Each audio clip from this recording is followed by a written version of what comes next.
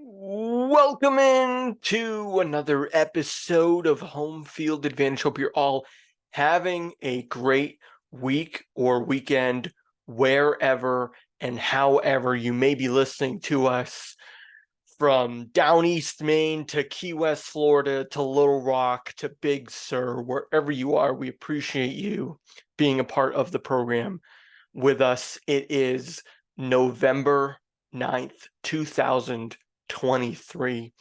And honestly, guys, I'm getting to the point where picking topics is getting so hard because there's so much going on in the sports world. And it sounds like a cliche, and it's something I say every week, but it is so true. And by the way, it's Will Highland. You're listening to Home Field Advantage, of course. And because there's only like 2 episodes that I'm doing a week, it's really hard to pick. And so if you think I'm missing something huge that you want me to talk about, let me know. DM us. Just getting this out of the way at the start of the show, because it's you guys that make the show go. If I didn't have listeners, I wouldn't be doing it. The fact that I have a loyal audience, I'm doing it more often. But because of that, I want to make sure that I'm putting together something that you guys are going to listen to. And so certainly reach out and let us know if there's something that you're looking for. All right. Let's see. 2 things on today's episode. You probably can tell by the title. First thing I want to talk about is the baseball offseason, the Major League Baseball offseason, that is. It's heating up already. I mean, Scott Boras went out and talked to the media today. That's as surefire a sign as you can get that the hot stove has been turned on. Scott Boras is somebody who, for literally my entire knowledge of baseball, from the time I was 4 feet tall until now, he's been as big of a name in the sport as maybe anybody for this amount of time. And so when he goes out, and he of course is one of the premier agents of Major League Baseball, when he goes out and starts talking about his clients and what's happening, there becomes a significant amount of buzz as a result. One of those pieces of news is that he doesn't expect Juan Soto to be traded from San Diego. Now, Juan Soto was somebody who, I mean, from the time he came up, has been touted as one of the top 5 player in the league, and at his height.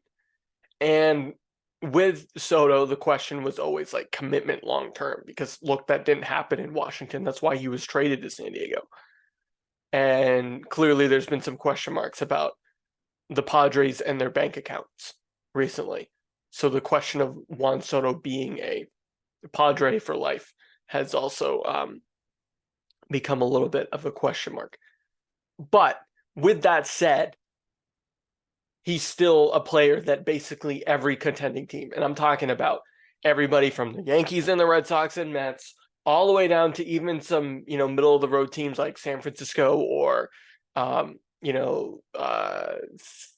Philadelphia is kind of hard to put them in that category as lower tier, but they are a market. They're a big market. But in terms of free agent spenders, obviously they deserve to be in that big conversation. So maybe not them. But they're certainly in the same conversation with the Red Sox and Yankees. But I digress. Cardinals, Giants, some of those good baseball markets, bigger teams, but maybe not the Yankees and the Red Sox and Mets, if you get what I'm saying. So basically the top half or top 10 of the league. Now, the interesting thing about that is those teams are a lot of the teams that are also going to want to be in on Shohei Ohtani. And so if you are buying what Boras is selling, which is a big if, considering, I mean, he's an agent for crying out loud. He's going to sell what he thinks he needs to sell and leverage what he thinks he needs to leverage. If you're a big buyer on that, okay, well, Juan Soto's off the market. The other big name is this Japanese player, Yamamoto. Well, before we even get to Shohei, I think he might even, at the end of the day, become a more coveted player. But like Soto and Ohtani, he's going to be pursued by those same teams: the Mets, the Yankees, the Red Sox, the Cardinals, the Phillies, the Cubs, the Giants, the Dodgers, of course. And that's going to leave maybe a team like the Braves, maybe a team like Miami. I mean, I'm thinking I would not be surprised. Look, Dallas and Houston, Texas and Houston as well. I mean, those teams just played in the division championship series. They're going to want to one up one another.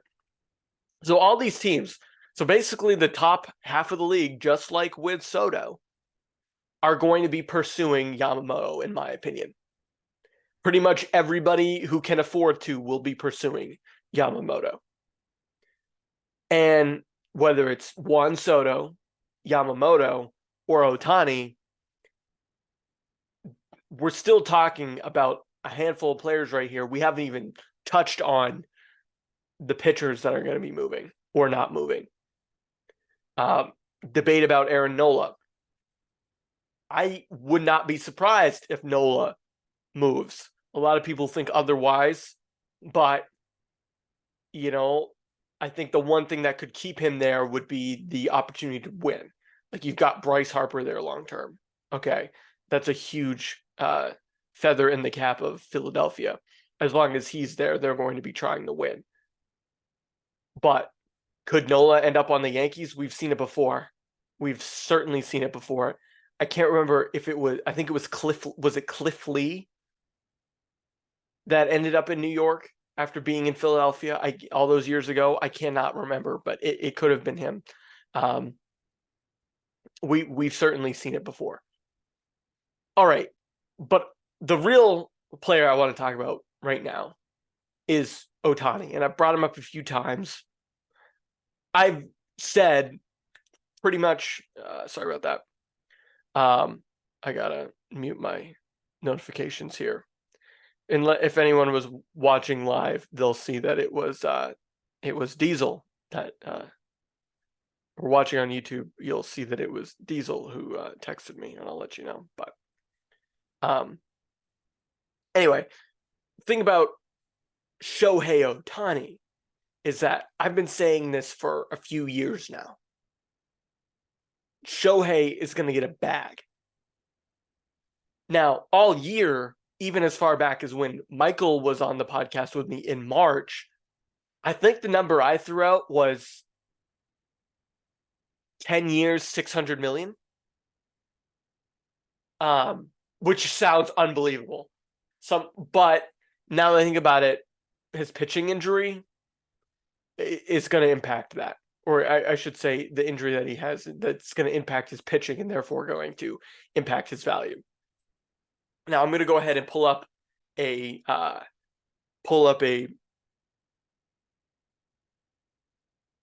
article here, with all of the potential suitors according to The Athletic. Now, The Athletic they do great reporting. I'm not talking down. I'm just saying that's how much hype is already existing.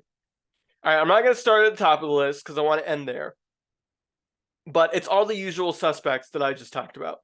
The only one that's interesting that I didn't have on my list was the Toronto Blue Jays.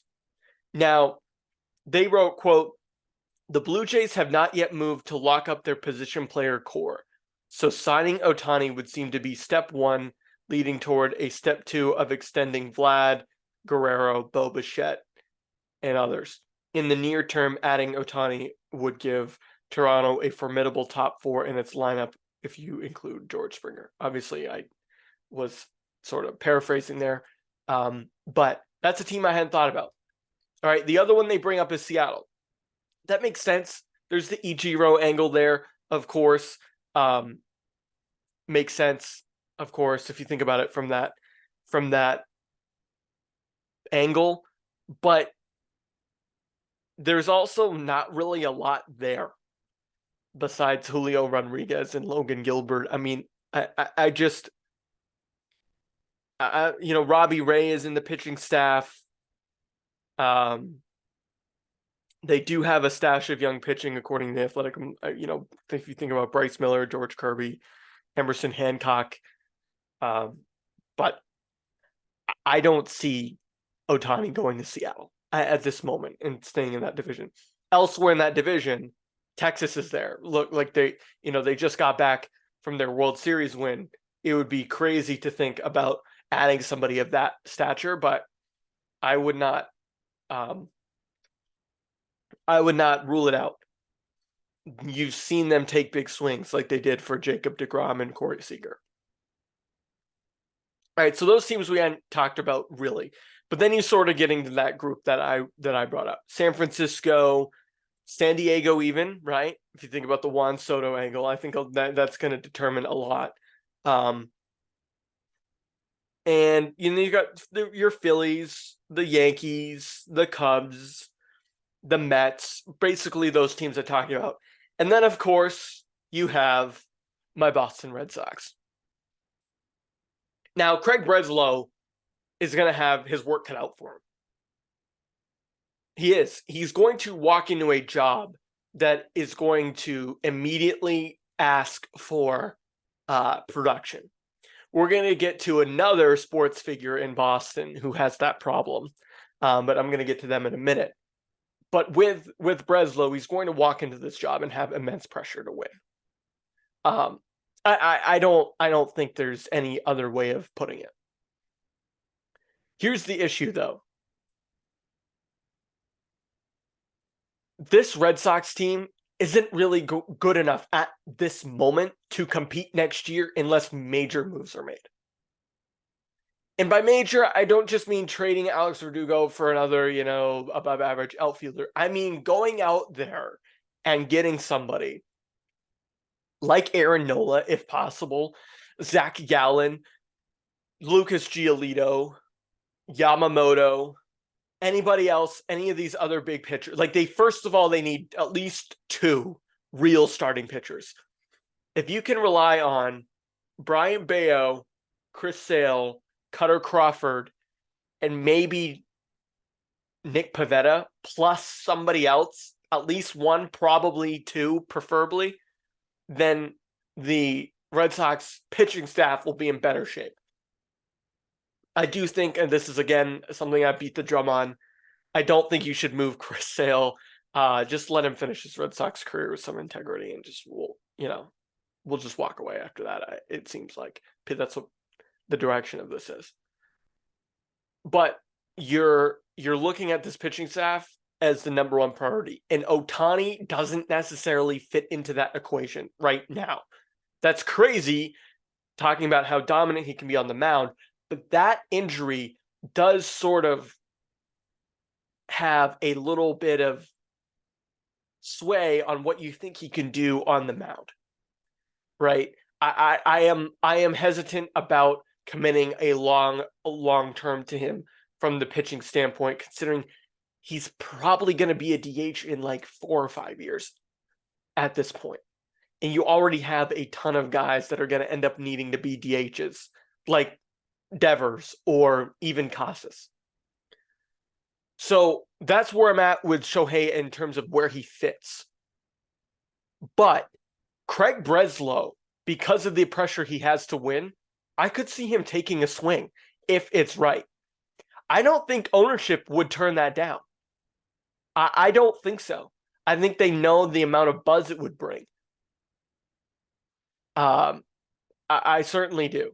There's not a person in baseball ops or marketing or business at the Red Sox who would look at Shohei coming to Boston as a negative thing in terms of interest. I mean, it would immediately give the Red Sox life right now. They, as I said in a previous podcast, they're facing an identity crisis. They don't have one. Their identity prior to a couple of years ago was they have this young core. It's Bogarts, it's Betts, it's Bradley, it's Benintendi, it's Chris Sale and Craig Kimbrell and the 2018 World Series winners, even JD Martinez, right? They don't have an identity right now. I mean, it's just their identity is so far gone from where they were that bringing in a guy like Shohei to go along with Devers or your young players like Casas or the up-and-comers, maybe Nick York or Marcelo Meyer long-term, or Cedane Rafaela or anybody like that, that's going to bring a little bit more interest. And it's Breslow himself who has pointed to the idea that they have a really good established young position player core. And so I don't know where Shohei fits there either. So obviously, if you can afford and he wants to come here, make it happen. But I think you can fit him in wherever, if you wanted to. If the will was there, you could find a way. I'm just wondering about the fit long term for a guy that you're not sure is going to be as dominant on the mound, when in my opinion, and Breslow seems to be leaning this way, pitching is going to be the focus. And if Shohei isn't going to be as valuable to you as a pitcher long term or in the near future because of his injury, then it might be something you want to avoid. Personally, if I had to handicap where I think Shohei Ohtani is going to end up, I would probably say the Mets, Chicago Cubs, or maybe back at the Angels. I don't know. I would say the Mets, the Cubs, or the Dodgers. That's what I would say. That's where I'm leaning. All right. Switching gears here. The Patriots have a massive problem.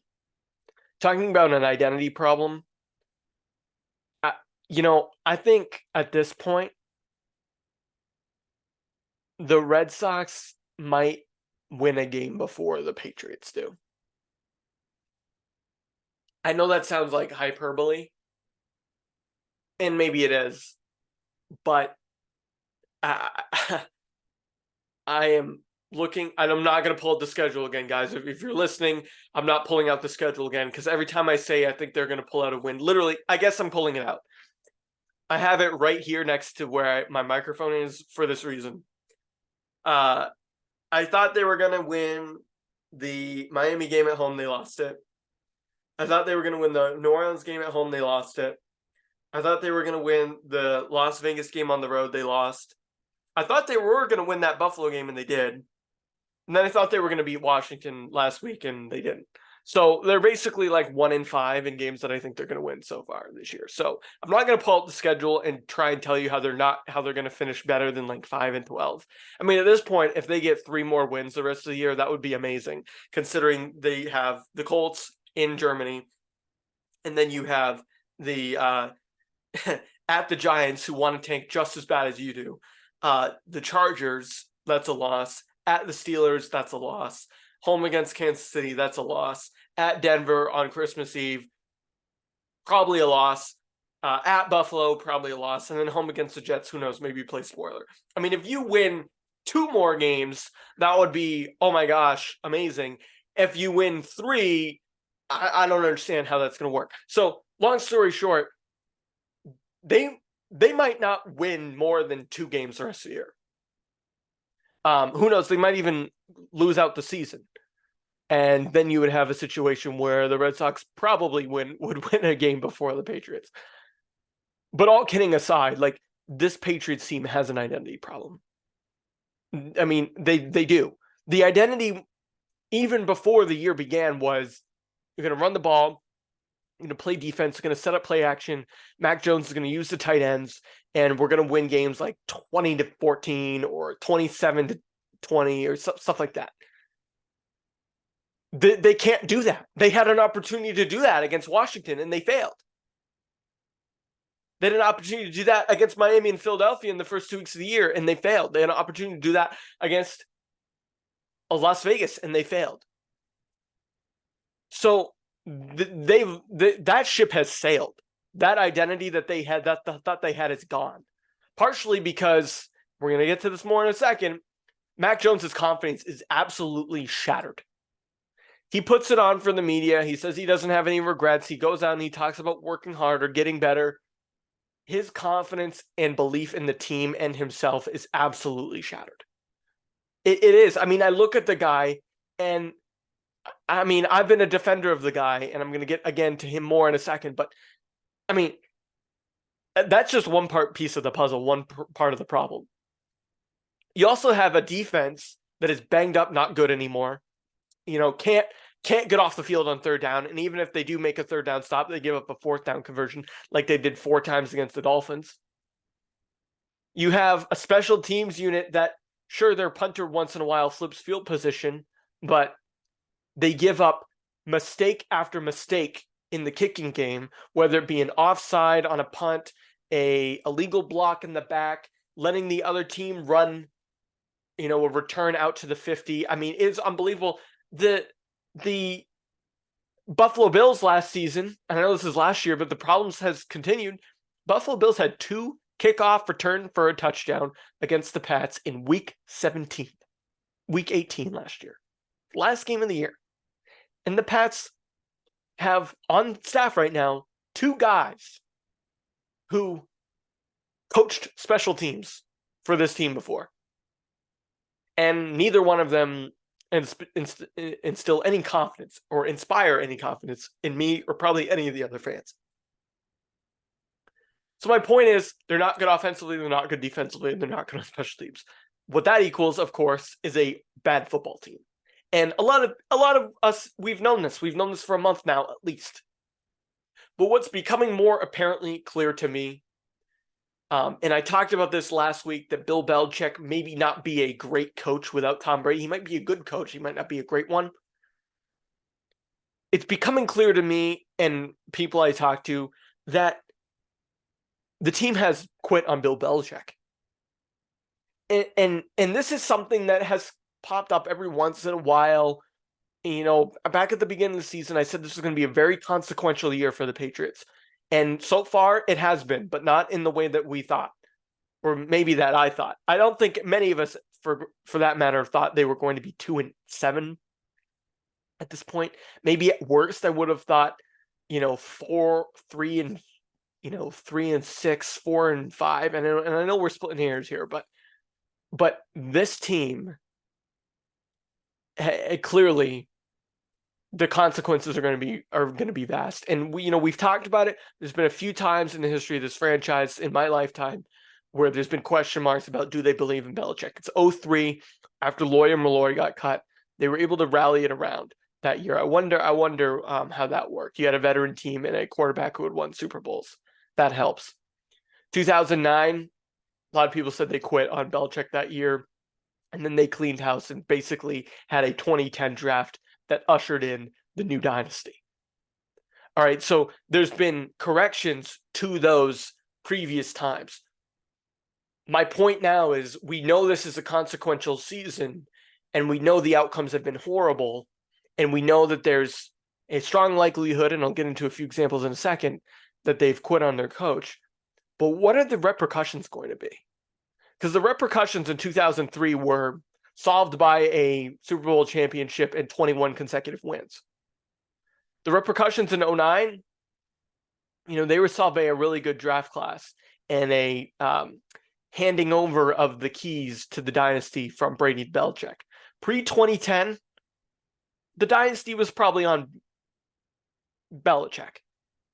From 2010 on, the winning was pretty much on Brady. Maybe that's a topic for another show, but those were the consequences and the solutions to those problems and of those problems. My question here is, we have a situation where, as I'm giving you examples, Kayshon Boutte talks about wanting to be freed. So has Kyle Duggar. J.C. Jackson didn't show up for a meeting. Jack Jones likes a Instagram or Twitter comment about him, being better off having pled guilty to, those charges from Logan Airport and all that stuff. I mean, we have a dysfunctional locker room, and it's clear to me, as a ardent watcher of this team, that the noise from the outside is actually affecting them. Like Matt Slater and you know, maybe I'm trying to think of somebody else. Maybe Jawan Bentley even, or I'm honestly running out of guys from the old regime, but I mean, it probably is just Matt Slater at this point. Maybe Joe Cardona. I mean, their leadership is being drowned out by people that don't really enjoy it right now. Last year we had the Kendrick Bourne thing. Juju Smith was nowhere to be found at a meeting. Not Juju Smith. J.C. Jackson, sorry. J.C. Jackson missed a meeting. I mean, these things are beginning to happen, and it used to be that the outside noise didn't affect the Patriots, but I think it is. I think it is. And I think it's affecting their quarterback. And let's just get to Jones real quick here. I think Mac is probably more, and I heard this on the Greg Hill show the other day. This isn't a original thought, but Mac probably is the most microscoped, examined athlete in Boston. Right? Like every move he makes is looked at with a fine-tooth comb. He can't do anything without being dissected as if something he did. I mean, he threw an interception that went right off the hands, threw a perfect ball to Juju Smith-Schuster, and Jonathan Vilma, seconds later, questioning the throw. Mac Jones says one ambiguous sentence at a press conference, people write a 500-word article on it. It's been 3 hours from 2 to 6, 4 hours, that is, talking about it on the radio. It is coming to a point where it's such a toxic situation because you have the people that aren't committed, your J.C. Jacksons and your, Keishon Butte's of the world who just want to get out, it seems like. Question marks about those two. You have Mac, who is just a shell of himself mentally. I mean, I look at the kid and I'm like, I don't see how he can have any self-belief the way that people talk about him and the results that he's seen and the poor performance that he's delivered.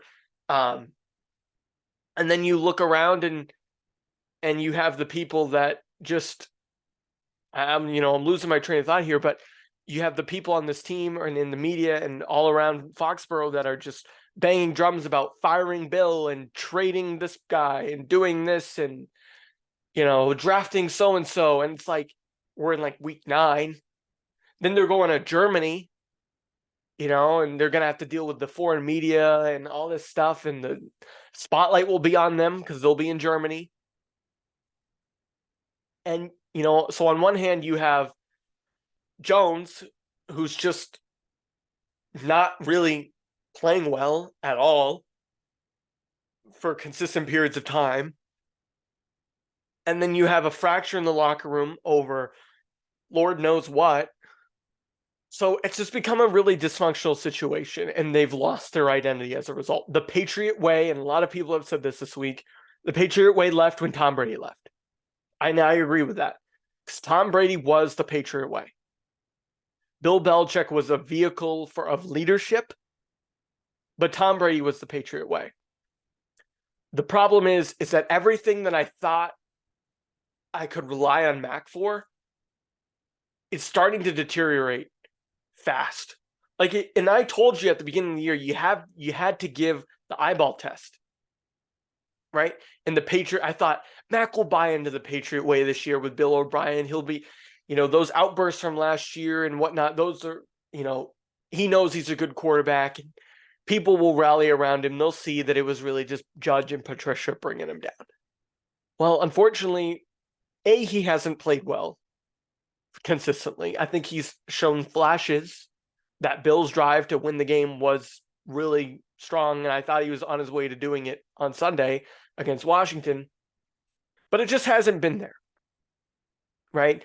And so these things are just falling apart. It's falling apart fast for him, and what you wanted him to be, a steward of was his mind and his buying into the Patriot way and all these things that I believed. It's becoming clear to me this year.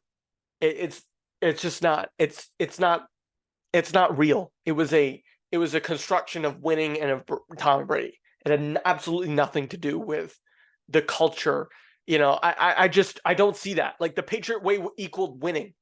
That's what the Patriot way was. It had nothing to do about ignoring the noise or following this and that. It was like, yeah, it's kind of easy to ignore the noise when you're winning. And when the noise is, oh my gosh, they're not going to win the AFC this year. They're only going to win the division. Like, if that's the noise, or Tom Brady's going to fall off a cliff after winning 5 Super Bowls, like, if that's the noise, then you're in pretty good shape. If the noise is fire your coach, ditch your first round quarterback, he sucks, he's a pea shooter, the defense blows, everybody else is terrible, special teams is a disaster, all these things that I've talked about for the last 20 minutes.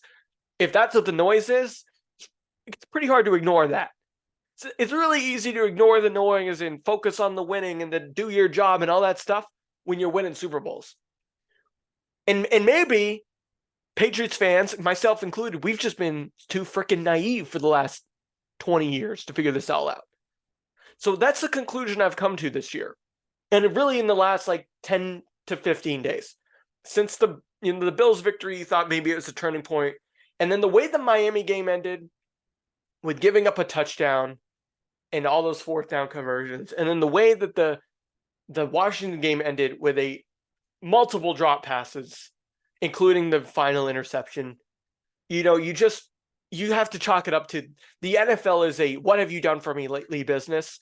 And at this point, guys, I'm telling you, I'm rowing out in my skiff to the mooring. I'm getting in the boat and I'm leaving Mac Island. And the reason I'm leaving Mac Island is not because I don't think Mac is going to be a good quarterback. I think he can be a decent quarterback. I thought maybe at his height he could be Drew Brees. That seems to be a little bit high now, of course.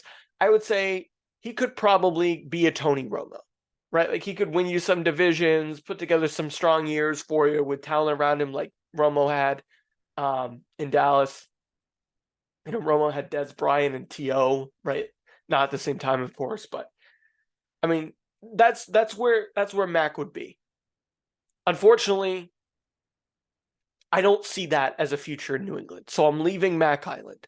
I like the kid. I think he's gotten a raw deal here in New England. I certainly do think that, but I just have to leave Mac Island now. I have to leave it. I'm not going to hold on just to be right about the argument, because I've seen Patriots fans root against him so that they can be right. I'm not going to root against the guy, but I'm not going to stay on the island just so I can maybe someday be right. So as far as Mac being the Patriots quarterback from the future, that ship is sailing for me. And I just don't think, as of all the factors that we've talked about all season long, the lack of weapons, the lack of development, the lack of coaching, his lack of ability to improve himself despite these bad circumstances, all these things that we've talked about for 8 weeks. Those are the reasons. And who knows, maybe he'll go to a place and he'll succeed, right? But Marcus Mariota and Jameis Winston didn't really get that chance, right? Marcus Mariota never got his second starting QB job. And Jameis Winston only had it for a couple years before the Saints decided to go get Derek Carr. So at this point, I don't think it's wise for the Patriots to commit to him, because clearly they don't want to, and clearly the fan base hates him. Doesn't mean Matt could go out and win 3 games in a row and throw for 400 each game and 3 touchdowns, and the fan base would still hate him. So at this point, it's time to get off the island, Survivor style. I'm just gonna cut my losses and not try and be some know-it-all like a lot of Patriots fans are when it comes to the situation. I'll be honest about it. A lot of people dug in probably after the 2021 season, like Colin Cowherd did, and thought he'd never be a winner. I thought I saw something in year 1 that proved otherwise. Last year I thought was a raw deal, and I still think this year's sort of been a raw deal. But at the end of the day, like, the NFL, as I said, it's a what have you done for me lately kind of league. And Mac just hasn't really done anything for the Patriots lately. And they might not have the time to wait to be good in the future again. It might just be time to go out and get a new quarterback. What that means, I don't know. I think people are buying high on JJ McCarthy. Obviously Caleb Williams, guys know how I feel about him. I don't really know a ton about Drake May. Those are all people that are going to be in the draft. I like Quinn Ewers. I think you could get him later, and he might be a little bit of a project quarterback if you were to kind of open the doors and have maybe an offensive-minded coach to sort of open up a battle between he and Mac next year. Because Mac's going to be here next year. I mean, you're not going to – I don't know if you can cut him. I mean, you could, but maybe he's your backup. I still think he's better than Bailey Zappi, but don't get me going on that. But yeah, I'm not on Zappi Island. I'll tell you that. And I'm not on any island now. I am rowing in the Caribbean in my little boat, trying to find the next island where the Patriots can get back to winning. And obviously the winning's never going to look like it looked when I was growing up. But if you could get back to a point where they have an identity, basically every NFL team that wins, they have an identity. The Patriots' identity, it turns out it wasn't the Patriot way. It turns out it was Tom Brady. Because, as I said, the Patriot way works when you're winning. It doesn't work when you're not winning. And at this point, I think it's time for me to leave Mac Island, and I think it's time for the Patriots to go find a new identity. What that looks like, I'm not sure. But as I've said, if you're going to want to move on from Jones or Belichick or both, maybe you just better have a plan to do so before it happens, because there clearly was not a plan to move on from Brady. But I think you all have heard me say that before.